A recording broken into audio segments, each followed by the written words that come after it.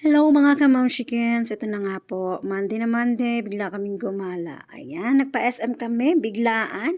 Dahil nga po walang pasok si Mamita, bigla siyang nagyaya at gala daw kami. Paminsan-minsan lang naman daw, sige na nga, makasama na nga, talibre naman.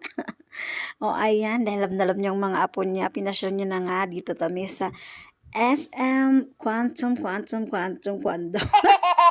Oh, ayan, di ba na-enjoy nga ng mga bata? Sobrang enjoy nga naman nila, pawis na pawis. Kailangan namin, sobrang lamig. Pero mainit-init na pala ngayon sa Baguio.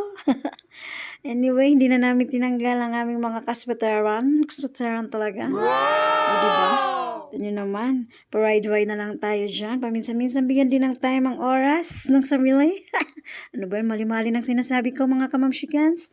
Anyway, tara, enjoy natin habang mga bata pa sila. Hindi puro trabaho. Bigyan din natin ng quality time ang ating mga kiddos habang baby pa sila. O yan na. Dahil nagutom nga naman kami. Sumali kami. Na-try ko nga ito. First time ko nga maganitong kumuha-kuha ng libreng groceries. Patingnan mo ng baby ko. Sige, pack na pack. Madali lang pala itong laruin. Nakala ko ba naman mahirap. So ayan, ilalagay mo lang nga pala yung token mo dyan. Tapos yun, magkakaroon ka na ng chips at candies. At dahil nga naman, napagod at nagutom ng mga bata. Eto na, nagpa-picture na kami kay Jollibee. O diba? At pag-uwi, na-knock out na sila, tulog ng mga bata. Bye-bye! Thank you for watching!